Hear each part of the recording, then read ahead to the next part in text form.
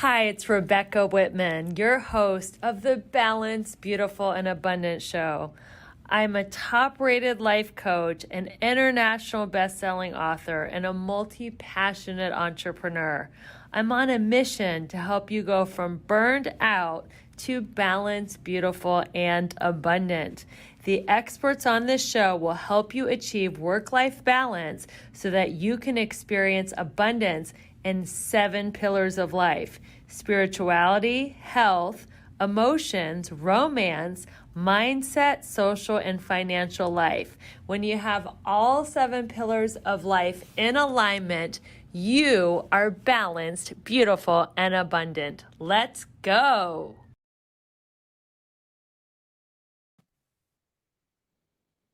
Hello, everybody. Welcome to the Balanced, Beautiful, and Abundant podcast. My name is Rebecca Whitman, your host. We are taking you from burned out and overwhelmed to balanced, beautiful, and abundant. We thank you for all your love and support. Because of all the wonderful people who listen to this show and share it, we are in the top 0.5% of all podcasts globally in self-help.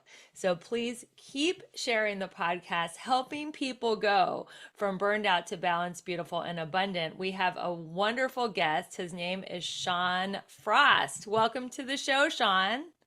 Thank you, Rebecca. Thanks for having me on. I appreciate it for sure. Excited to be here. Yeah, it's great to have you here. I'm going to tell you guys about Sean.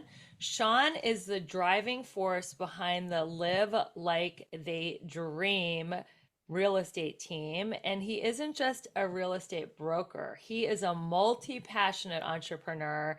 He has done all different kinds of things. We're going to talk all about him and all his different streams of income. But what I really love about him is he's so focused on family, being a great husband and a great dad. But about his success, he has led a real estate team to success. He also owns 2 custom home construction companies. And beyond these ventures, he says his heart finds its center in the role of dad, which is just so sweet. He also has a creative spirit which shines through his music production company. It is called I Am Sean Frost. He nurtures the careers of 2 hip hop artists, TwoTiime and JSTN DMND. Am I saying those right? You got it. Okay, awesome. And as if this weren't enough, the real estate, the construction, the hip hop production, he is also the part owner of a professional soccer team, or as they say in Canada, where he's from, football. And that is called Atletico Ottawa. His community service has won him the Volkswagen Canada's Game Changer Award. He does community service with CHEO and the Ottawa Boys and Girls Club. So you are just doing it all, Sean. And I know that you came from, very humble beginnings. Tell us your story. How did you go from growing up in a blue collar home to being a part soccer team owner, real estate mogul, construction owner, hip hop producer? Like, you have had such an incredible transformation. Tell us a little bit about that journey. Yeah, thanks for the glowing intro, Rebecca. So, yeah, where to begin? I grew up in a single parent family. It was just my mom and myself. I'm an only child. I was living as a infant and toddler in Florida. My parents ended up going separate ways. I would say pretty amicably, which was great. That comes into play later in my life, but my mom and I basically came back up from Florida to Ottawa, and we were staying with my grandparents. My mom got a job at the Ottawa hospital where she was working before I was born. So she was just making ends meet until basically she could afford a place for the 2 of us. So yeah, humble beginnings for sure. We were living in an apartment when we finally got our first place. No TV, but we used to dance around the kitchen table when a good song would come on the radio. And I basically never knew what I was missing. I wasn't really missing anything. You were happy. Very happy, always. So I've been super fortunate in that regard that I've through the ups and downs, it's always been a very positive environment for myself, which kudos to my mom, and she kind of instilled that hard work and consistency, and just really ingrained a lot of good values into me, and integrity. And then on the flip side, my dad came back from Florida. He was he would bounce around from job to job, not so much because of failing, but always trying to find the right fit or something that he could excel better at. And that included starting his own businesses as well. So I got a taste for, from the outside looking in at watching my dad kind of bounce around. And every time I'd see him, he'd have a new business card, which at the time was funny. But looking back on it now, I can obviously see where a lot of that, a lot of my entrepreneurial spirit has come from. And yeah, so that was, I kind of got the grinding and the hustle mentality from my dad. And then, that hard work, consistency, dedication from my mom. So I was able to kind of, unintentionally blend those together, and then kind of started the journey. And I started as a music producer in high school. That was my first taste of being an entrepreneur. Made a little bit of money there, went to university at the same time. So I was kind of working in 2 recording studios and going to school. And, one of the studios was down in Kansas City. I was working with some artists down there, ended up quote unquote cashing out in my early 20s, and staying in Ottawa. I met my wife, and then got a job at the Ottawa hospital myself, and thought, okay, you know what? I'm finally doing like a real, quote unquote, a real job on paper, good paper trail, stable. But yeah, quickly realized that although I really liked the job, there wasn't anywhere for me to grow. So I spent a lot of time there feeling like I was in a dead end job. You were And a nurse, right? At the I Ottawa. was actually, I was working in patient care. So I was a tech aide. So I would basically help patients in all the different radiology modalities. So like from nuclear medicine and X-ray to CT to MRI, like across the board, but working with patients. Cause that was, I've always I'm a people person. So I've always enjoyed working with people, and that was a great environment to although it was dead end job in terms of like monetary value and climbing up the ladder, I would say it was super rewarding in the sense that you're front line. So you could feel like you're making a difference because you're making somebody's day. So that in that regard, I really loved it, but I wasn't fulfilled. It wasn't enough for me. So then I started a general contracting company, hated it. And I did that for a couple of years while working at the hospital, and just, now I was feeling like I was in a dead end job on one side, and hated the moonlighting the general contracting on the side, was making some money and getting jobs, but I absolutely despised it. So then I found myself stuck between a job that's going nowhere and then a job that I absolutely hate, and one on the entrepreneurial side and one in the 9 to 5 corporate side. So I just felt I was making a paycheck still, but it wasn't me. I was absolutely stuck. I felt like my feet were in fresh cement, and there was just, I was drowning. Yeah. So how did you go from drowning? You're doing the nursing or the aid, health aid. You hate Yep. that. You hate being a contractor. How did you turn it around? What happened? Well, one, I just decided that was it for the general contracting company. Woke up, called my partner, and said, I'm out. It's done. I'm shutting it down. I'm not selling the business. I'm not looking at the business again. I'm hoping you're okay with that. I'm going to help you get through these last jobs that we have ongoing. As soon as those are done, I'm out. I'm shutting the business down. And he's a very, very good friend of mine. We've been friends forever, and he knew.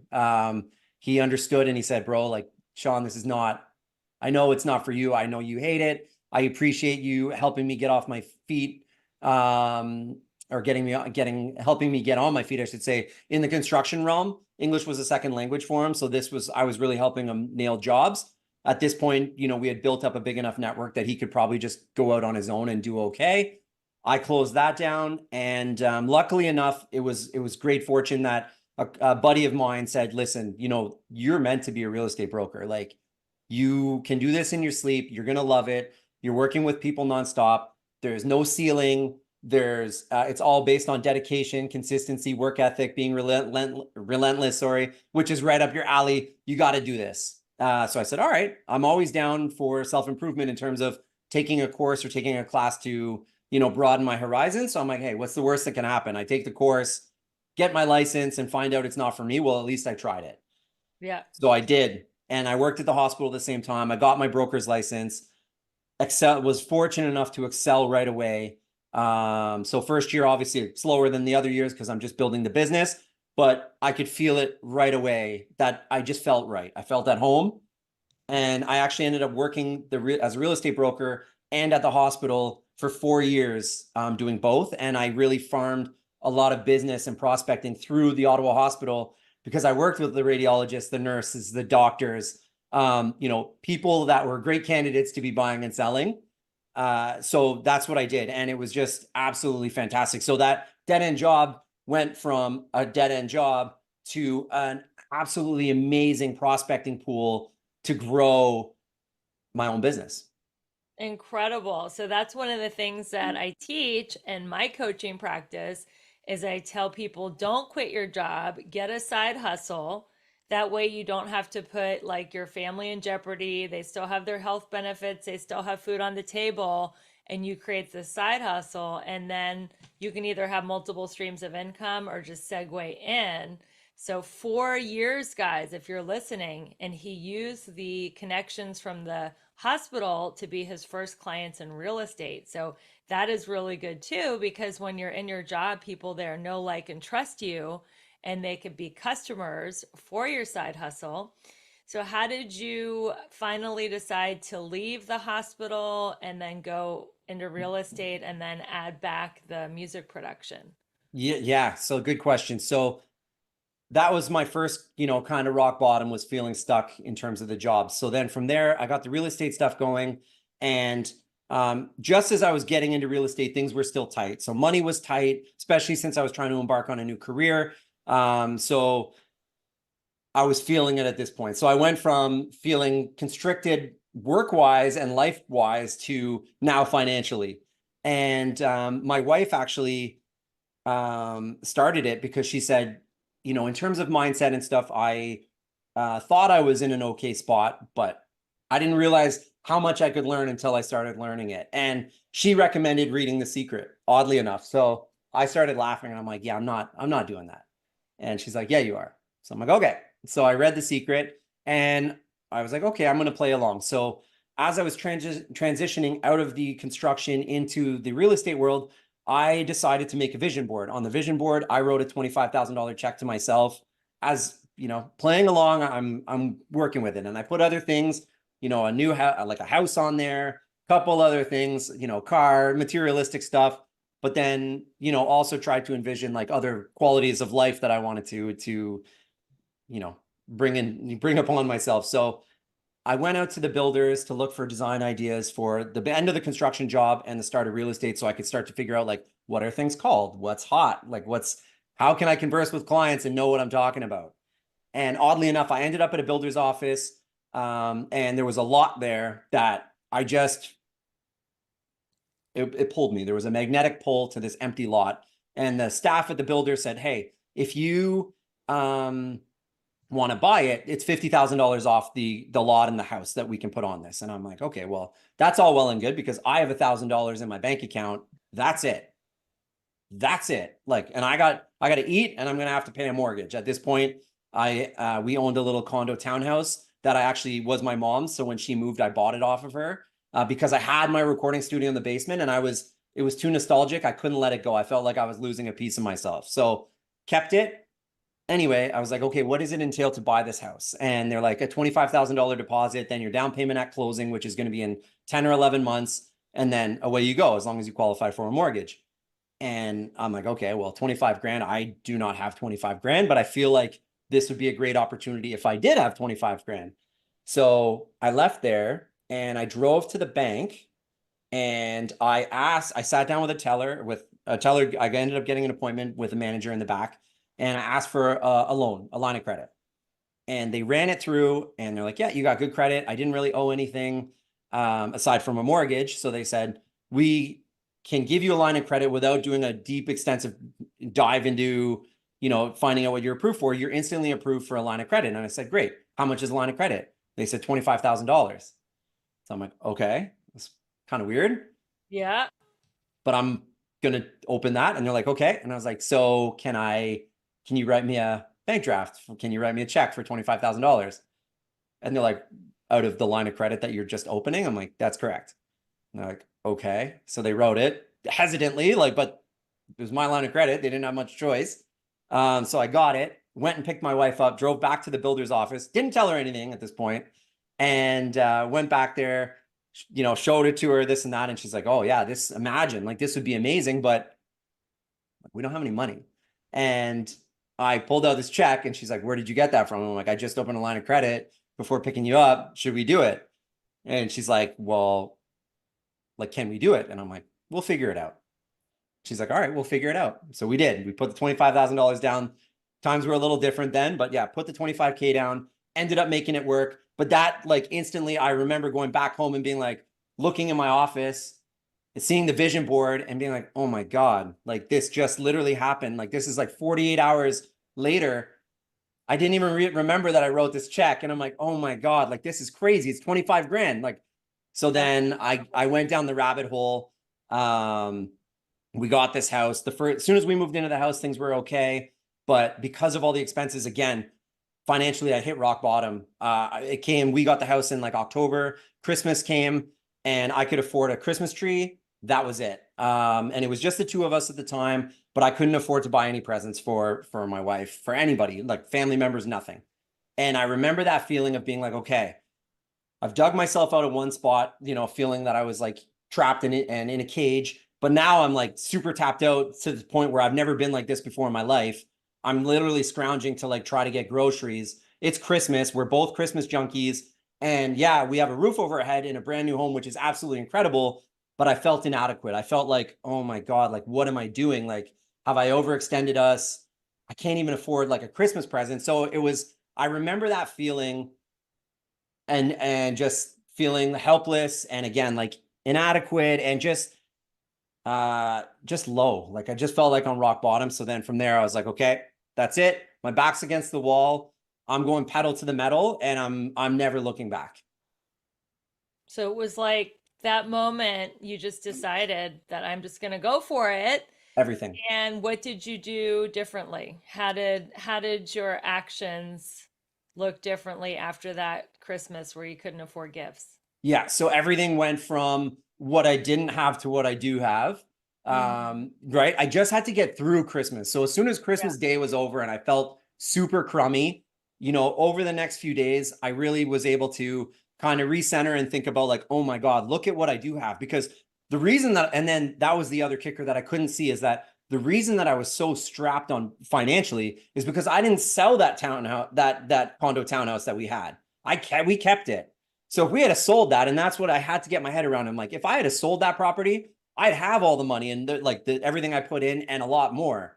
So I was able to keep that property as an investment and get another house with starting a new career and still working at the hospital. So I'm like, okay, get your head out of the gutter here. Like there's a lot of positives. So then I just started getting that momentum going and being like, this is amazing. Like I have this new career and started getting deals and branching out. And then from the success of the real estate, because like it blew up, like it took off. I couldn't imagine where it was going to go. Like I never imagined my life going that far or that fast in that direction.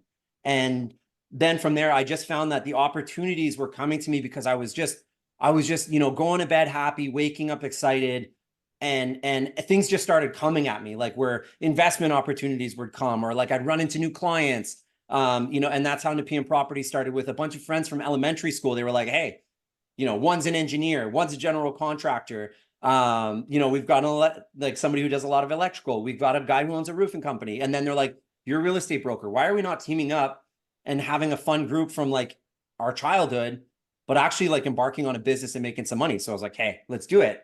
So we did that. Then I had my colleague from the general contracting company that I closed down. He's like, why don't we just get your license, go to school? It's more education here in Ontario. You have to be licensed to build custom homes. So I went into the schooling, opened a couple custom home building companies, and there you go.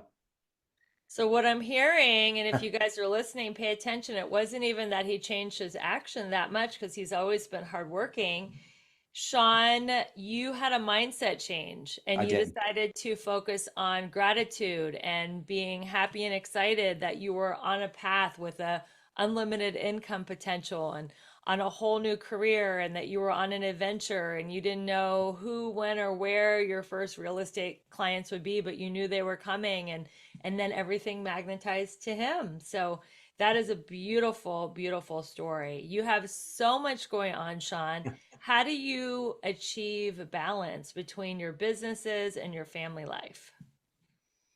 Well, luckily, I'm passionate about everything that I do, so that all becomes life rather than having to separate business and personal life. I also have a very supportive family, which is also huge. And luckily enough, they've been there. Like, my wife's been there from the start, so she's seen it happen and has always been a supporter, just as my good friends have been. And so that makes a big difference. But time management, that includes time blocking. So I have non-negotiables, just like I believe everybody should. So, I spend time with my son every morning before school. I make sure that I'm taking him to school. I make sure that I'm picking him up at school every day if I can. And that's literally 90% of the time. I also make sure that I'm spending that quality time after school with him from, just before dinner kind of thing up until the time that he goes to bed. I have no issues putting in another 2 or 3 hours of a work shift, whatever I need to do after he goes to bed. Because I'm not willing to sacrifice the time with him. He's in school during the day, so I can work, but I'm not really willing to sacrifice that time missing with him for work. And how old is he now? He's 7. He just turned 7. So you are time blocking, I you're am. working during certain hours while he's in school, and then when he's at home, you're with him, and then you do another time block after he goes to bed. Where do you get your energy to do all the stuff? Taking him to school, working late into the night after he goes to bed. Where are you getting your energy from? Are you like just high on life? Are you drinking caffeine? Like what's happening over there? Yeah, a little bit of column A, column B. So yeah, for sure I'm having a coffee in the morning. But I do have I'm extremely consistent and relentless in terms of like what my schedule entails. So I have my lists that are set up every day. The majority of the start of my day is the exact same list every day. So my check boxes, and I trick myself into creating momentum. So I set my schedule up so that I have whatever hard tasks I have, I've set those up in the morning as well, because I do like to tackle Ryan Serhant. I work with him on the real estate side as a mentorship. He's one thing that he put down that I've always picked up is that he likes to tackle the hardest part of his day first thing in the morning. And for him, it's not even work wise, it's going to the gym. So I like putting whatever hard task that I know, I put that in my morning block along with a lot of the easy tasks that I have. And I create a ton of momentum. So I do wake up before my son wakes up and crush an hour or an hour and a half of work, which is the equivalent to what most people are going to do in a 5 to 8 hour shift. Because I've got it so scheduled that I'm knocking all that stuff out and getting that momentum going, so that by the time he wakes up or I take him to school, I'm already flying. I look at my list and I'm like, holy smokes, like, yeah, we're going to get it. And I make sure that aside from going to doctors, dentists, dealing with lawyers and stuff, I don't do anything that I don't want to do. I've put myself in that position. So So, what time do you wake up? usually, like, honestly, he's not up that early. So usually like between 6 and 7, I'm up. And then do you make time to go to the gym?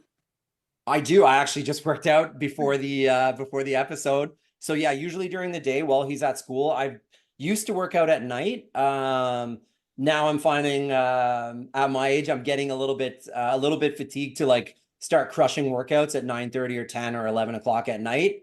So I do time block those now, as a lunch break. Like I'll take whatever amount of time I need, depending on the workout, and get that in during the day. And again, that just starts to refuel me. Like right now, I'm operating on an 11, and then I had my coffee at 6 this morning. So Love it. I love it.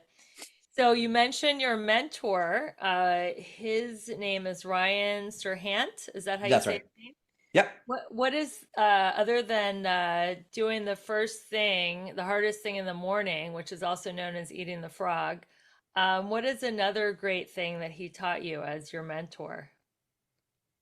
Oh. Wow. Loaded question there. I've picked up a lot of stuff. And there's actually been,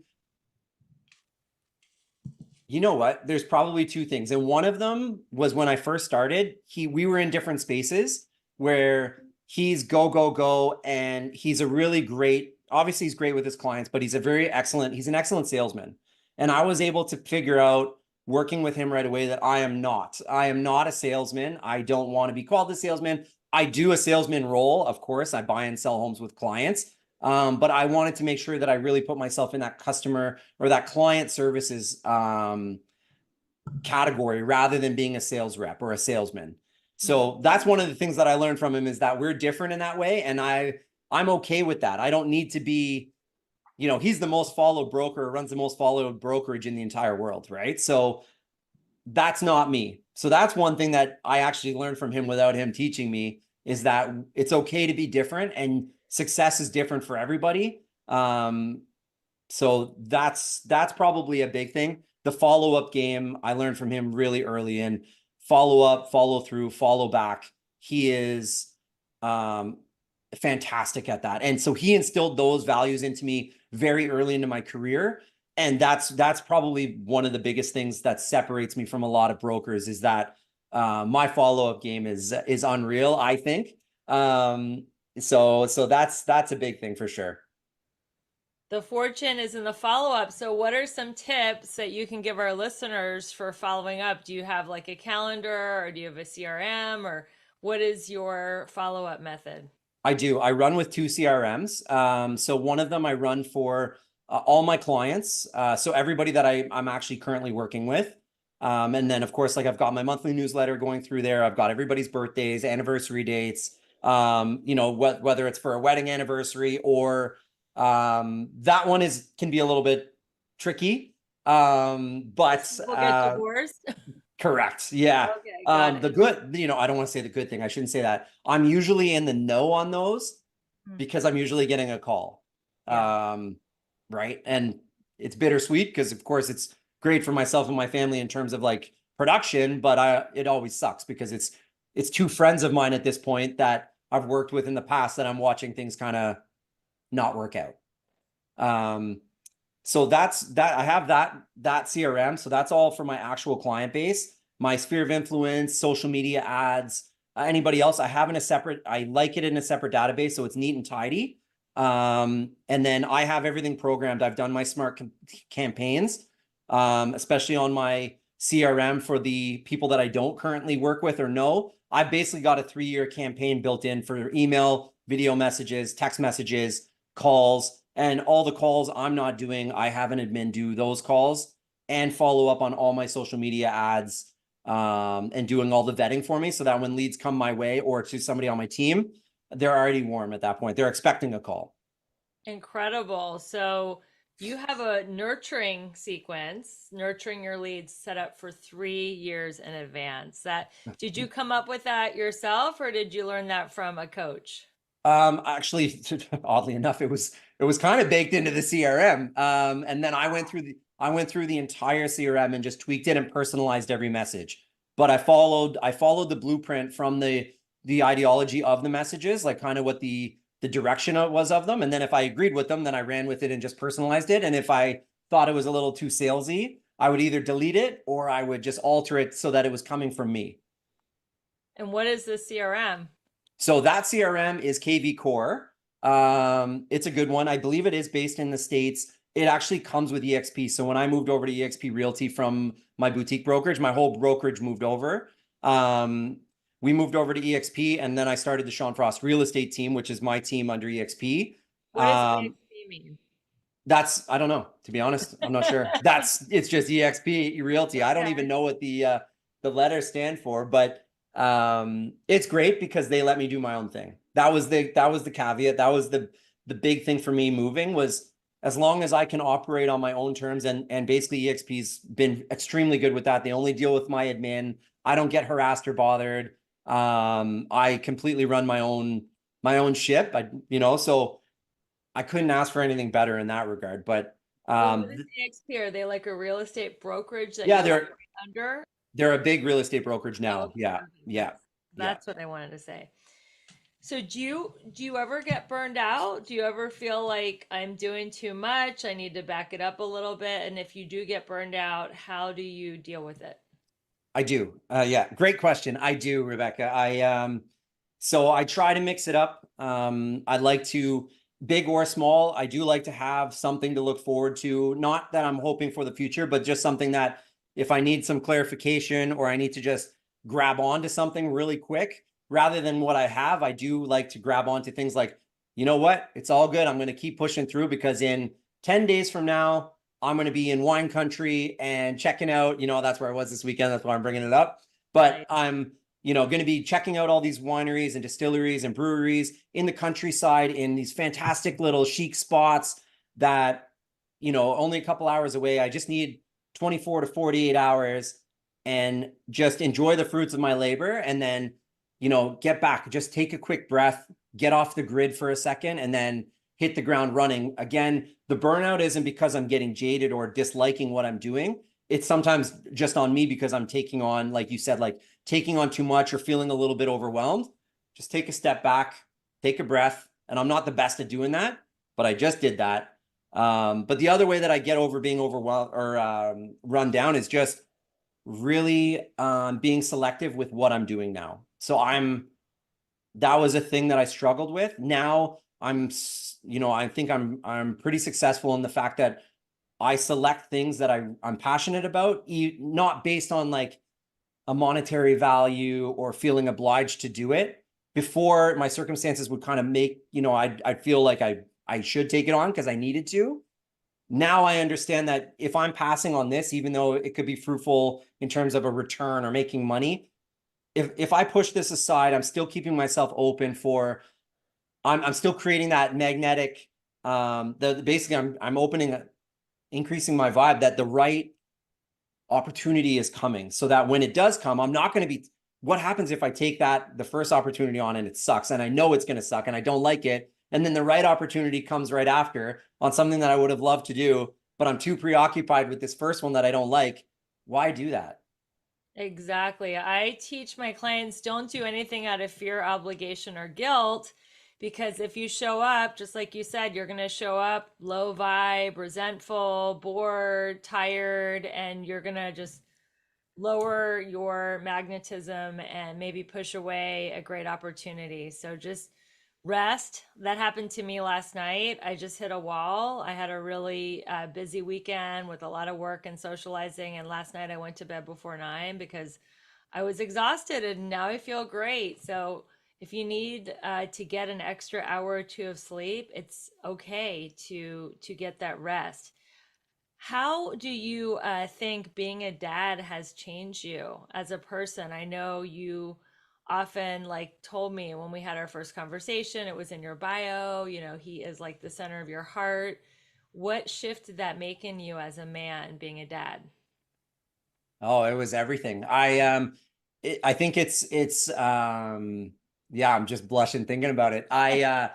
Honestly, I was on the right track on, I don't want to say self-fulfillment, but my heart was full. Like I was feeling so good on my career path and life path and at like before he was born. So I was already in such a great place of not just gratitude, but just overall contentment, like just feeling happy. And like, not to say that I was going to get complacent, but I felt good. So then when he was born, it was something that I didn't know that I was even looking for that existed. That, I think every parent can probably relate that it's just that next level for a lot of us where I don't know, it's like an upper echelon of like existence where you just don't know that it's there until you experience it. And I just absolutely love this guy, as I'm sure every parent does, but I just can't get enough of him. We're attached at the hip. He's my best friend, I'm his best friend, and we have a lot of the same interests, which is great. I'm just a big kid anyway. So yeah, we just have a really, really strong connection. And now, part of it, of course, is that I want to do stuff for him. And that kind of gets to where I'm at in life now, is that now I'm not working on, I'm blessed in the sense that I'm not looking to like get the next paycheck or even like increase, my savings. Like, of course, I'm doing all that. Like, I'm still working and hustling and grinding, but now I'm in legacy mode. Like, I'm really trying to get opportunities and create stuff that isn't necessarily going to set him up for the future even more than he needs to be. Like, I'm actually not really a big believer in that. I want to make sure that I'm leaving something and that he's going to be good, but I don't want to put him in a position where he doesn't need to do anything. Because I don't think that's, for me, my personal opinion is I don't think that's how life should be lived. I don't think it should be that easy. I think you should embrace the failure, but and embrace the struggle, and everything is going to taste that much sweeter in the end. But I want to leave something so that later on down the road, and that's the kind of nice thing about the home building too, is that I'm building a street in the next couple of years. I own the land with a colleague, and that's kind of a legacy project. So anytime You're building a street. What's it going to be called? it's so the street name's already there. It's called McDermott, Okay. but yeah, I basically grabbed the lot. It's like a cul-de-sac right now. But we've got from one end to the other. So I'm working with the township just outside of Ottawa. It's in the next couple of years, but that's going to be something that he drives down that street and he's like my dad did this. Like my dad built this street, right? And I just think something tangible. It's just a cool thing. And then the other side for the legacy project is that I put a lot of my marketing money aside from some social media ads and stuff like that. I invest all my marketing advertising money into the community. So that's the other thing that separates me from a lot of people, is that rather than doing radio ads, TV, bus stops, all that's, print, not saying that doesn't work, because it does.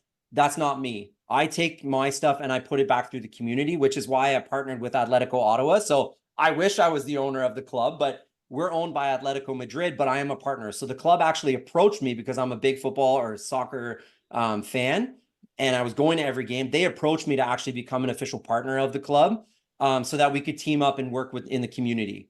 So with CHEO, last year was the Children's Hospital of Eastern Ontario. This year it's Canadian Blood Services. The opening match is this Saturday that we're working on stem cell research together.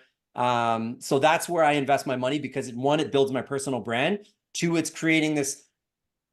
I have an issue of like being forgotten when I'm gone. That's one thing that I struggle with, is that when my time comes, who's going to remember me? And I don't know if it's ego based, pride based. I can't really figure that out. I have an issue that I don't want to be forgotten, and I'm trying to create a legacy that will maybe, give me some longevity in that, and being like, you know what, that guy was a pretty cool guy. I think it's great. I actually had a dream last night and I was like asking, I don't even know, an angel, do you have any advice for me, like about being a human? And the angel said, it ends. So for everyone, for every human, it ends. We're here on a temporary basis. And I think having the awareness that you do, Sean, of I'm not going to be here forever and I want to make an impact and make my mark. That is one of my driving forces too. So Awesome. I'm very aware that this experience is going to end, and how many people can we impact and help while we're here. And it's so great that you're using your money to invest back in the community instead of just doing traditional advertising. You're putting your name on these different projects. So tell us a little bit more about the soccer club. Like, talk about a manifestation, guys. They came to him.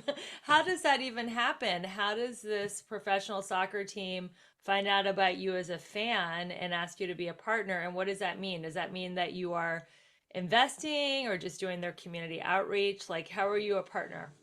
Yeah, so I had season tickets when the club first started, so I've been there since day one. So the Mm. club first started, we had lost our team a few years ago, and this was a new chance, a brand new start for football or for soccer in Ottawa. We're owned by Atletico Madrid, which is one of the biggest football clubs in the entire world.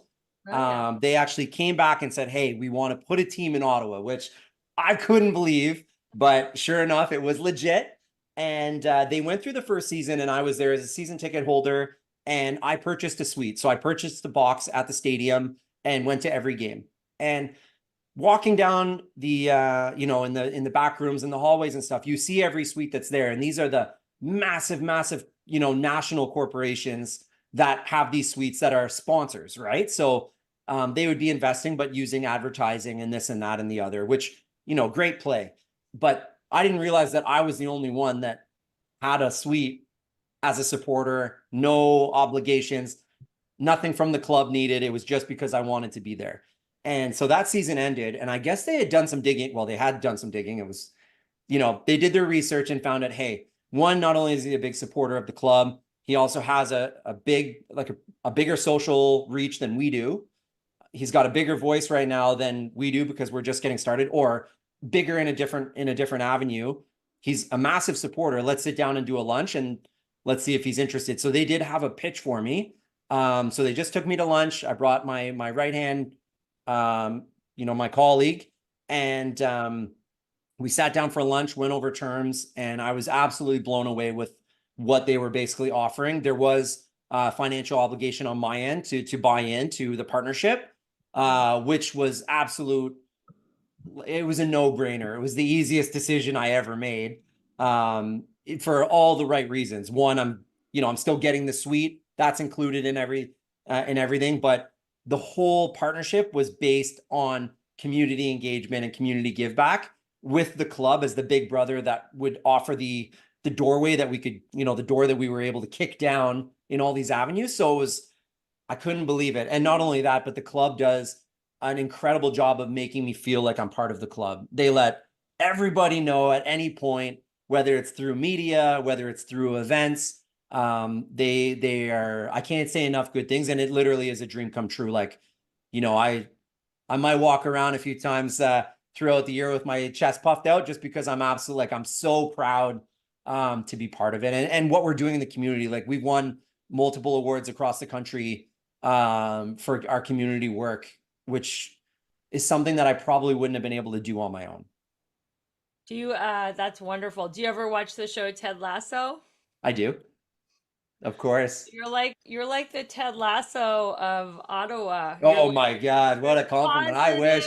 Positive, and you don't have like a big background in soccer, but you're like, sprinkling your magic fairy dust of positivity everywhere and like helping the children. And it's pretty awesome. I think that's going to be my new nickname for you, the Ted Lasso of Ottawa. I will take it. Thank you. There you go. So you lead a team in real estate. You also have employees. How many people do you think you're leading between all your different ventures? Not many, small circles. That's one of the things that I stick to. So I have two admins that kind of help me across all platforms, all businesses. I have an event coordinator who also acts as kind of like my right hand in terms of bouncing ideas off of. I know that she'll always give it to me straight, good or bad. So that's important to have. And then I do have a junior agent underneath on the real estate side with my real estate team. And then I do have a lot of crews on the construction side that I work with. So that they're not actual employees. I sub them out, but it's a lot of different trades and a lot of different groups that I trust with everything, that I'm super fortunate to have as part of my quote unquote team. So really, I'm operating with like 3 to 4 other day-to-day as like directly on the team. And then the rest of everybody else is kind of either doing their own thing or they're like an extension. But you have a lot of delegation between the subcontractors, and which is why you're able to do so much.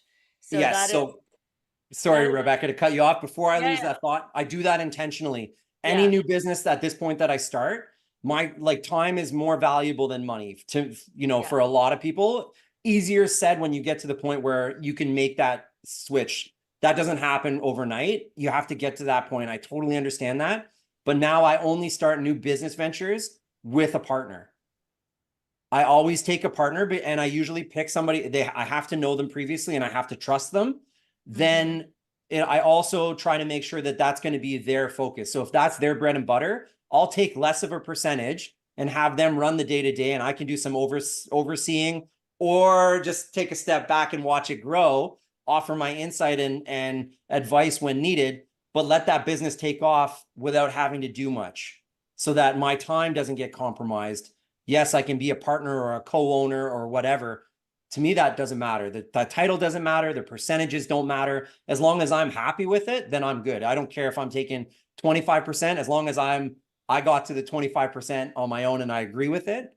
No problem. 50%, 60%, 75, it doesn't matter.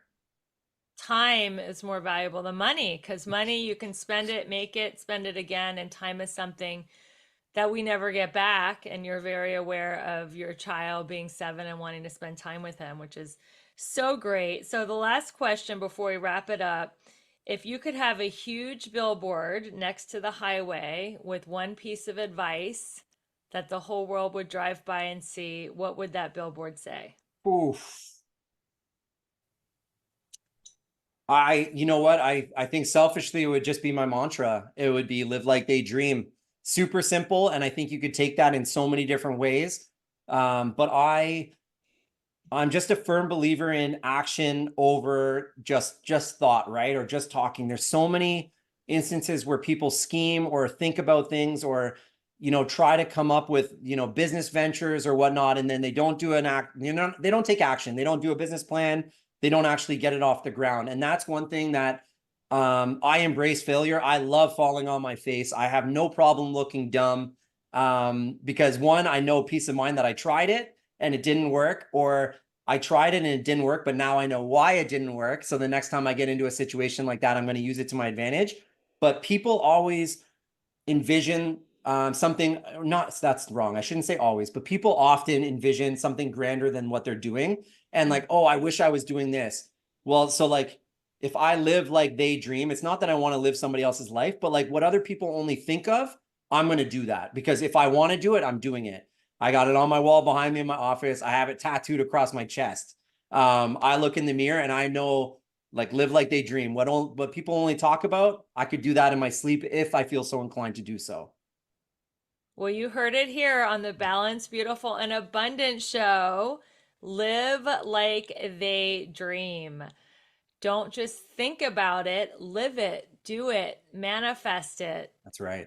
And Sean is a great example of how he has been able to do that through raising his vibration, having a servant leadership attitude of wanting to give back, and just being like high vibe and excited about his life, whether he's just starting off as a hospital aide, just got his real estate license, or now he has this empire. He still has the same high vibe, which is such a great example on how to manifest. So, Sean, I know my listeners are going to want to follow you on social and stay in touch with you. How can people contact you? The best and easiest way is follow me on Instagram. So out of all platforms, that's the one I'm most active on, and that's the one that I'm sharing most of my life on, from family side, real estate, being back in the music industry. All of that stuff is found on my Instagram at I am Sean Frost. So you can follow me there, send me a message, and of course, like my email is on there as well. So anybody, Rebecca, that is looking to do something but is ready to take action, you can email me, and I have all the time in the world for somebody that's trying to make something of themselves and actually do it. If you want to just have a discussion and shoot the breeze, I'm sorry, that's not really what I'm looking for. But if I can help you out in any way that you're actually prepared to, not, you don't have to take my advice, but you have to be pushing towards the goal that you set for yourself, I'm more than happy to help and more than happy to chat. Wow, that is so generous of you. Thank you, Sean. You have been an amazing guest. Thank you, everybody, for listening to the Balanced, Beautiful, and Abundant show. If you found value in this episode, go ahead and share it with a friend. Take a screenshot on your phone. Tag me and Sean. What is your Instagram name so they can tag you? Mine, it's I am Sean Frost. I am Sean Frost. I'm at Rebecca E. Whitman. Give us a tag. We'll reshare it in our stories. Go ahead and leave a 5-star review and subscribe to the show, because every week we have an amazing guest like Sean who's going to help you raise your vibration and live life like you want to. Going from burned out and overwhelmed to balanced, beautiful, and abundant. And until we meet again, keep your vibe high and magnetized. Bye, everyone. Thank you so much for listening to another amazing episode of the Balanced, Beautiful, and Abundant podcast. It's your loyal listening that makes our show top 0.5% in the world. I would love to connect with you in person. We're having our second international retreat October 3rd through 6th in Belize. If you like yoga, sound baths, and want to get all 7 pillars of abundance to a level 10, this retreat is for you. Just go to the link tree in the show notes to snag your $200 off promo code before April 15th. And let's end the year 2024 with momentum so that going into 2025, you will have so much abundance in all areas of life that you will be setting yourself up for the most incredible year ever. It is going to give you something to look forward to all year. Make sure you snag your spot before April 15th. And if you have any questions, you can always email me at RebeccaElizabethWhitman.com. My email address is on my website. Thank you so much for your loyal listening. And we will see you on the next episode. And some of you lucky ladies will see you in Belize.